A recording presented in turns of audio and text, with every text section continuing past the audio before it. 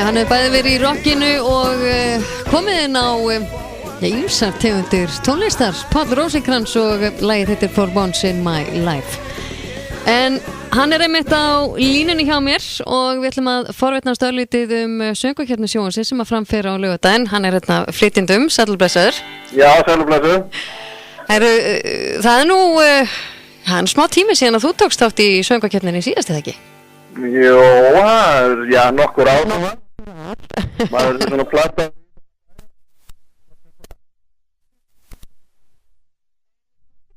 Þetta lag, Þú og ég. Ég fætti lag eftir mann sem heitir Mark Brink og já, hann var búinn að vera í hljómsveitabraski í 25 ár held ég. Veistu til þess að hann hafi tekið þátt sem höfundur áður í keppninni? Veistu það, ég bara er ekki með á tæri, sko, ég er nú með hann hérna. Mark, hefur þú tekið þátt áður í Eurovision? Sent einn lag og eitthvað? Aldrei áður. Aldrei.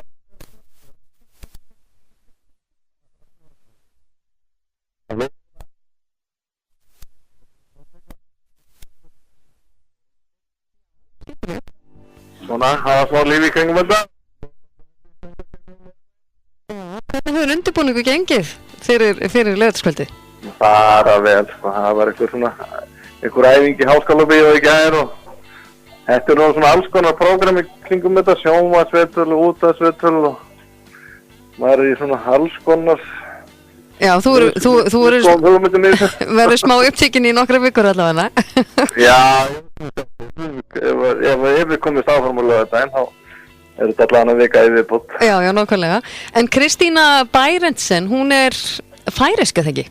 Jú, 26 ára færisk stúlka og er svona, já, á uppleið í þessu og er svona færi í Færeyjum og var nú að spila hérna á tónleikum í fyrra og þar sá Mark Brink lagahöfundur hann að syngja og hann komist þau sambönd á og hann fekk hana til að taka sér að syngja þetta lag og svo kom upp svo hugmynd að ég myndi syngja þetta með henni. Já.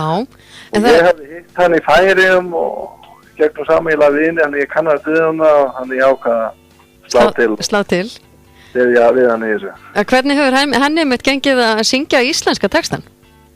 Það gegnum bara alveg furðu vel. Hún tala nú ekki íslensku ennþá allavega en Færeyingar tala svona næstu því íslensku þannig að já, það er svona ekkert of mikið fjarri að ná nokkrum orðum á íslensku inn á teip, sko. Nei, nákvæmlega. En hvernig hefur gengið hjá okkur að koma atriðinu saman, finna fatnað og allt sem að tilheyrir? Já, ég var nú eitthvað spáið því. Já, hún er löngu búin að því allan. Ég er búin að kaupa sér 2 skópör og einhvern kjóla og svona og ég er svona bara meira að velja skiptuna við jakkafötin, sko. Já, svo mætur þú bara? Já, ég held ég hafi leitt það mál í gærkvöldi heima. Já. Kom með þetta 90%. Svona aðeins, minna vesinu í kringum þetta fyrir kallmennina? Já, þú veist hvernig eins og Óskarsverðlaununum, þá eru konunnar í alveg miklum pælingum í kjólana en svo mæta menninni bara í smoking eitthvað. Jú, málið dautt. Málið, sko. Þetta er skemmtilegt.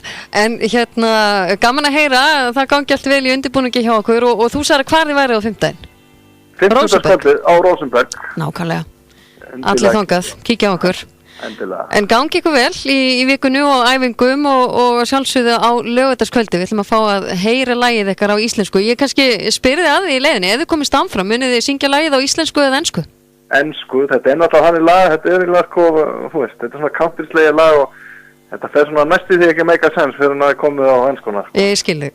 Þannig að við vonumst til að fá að flytja á ensku. Ekki máli, hlökkum til að sjá okkur á sjónvarpsskjánum. Æri, takk fyrir þetta. Okay, já, bye.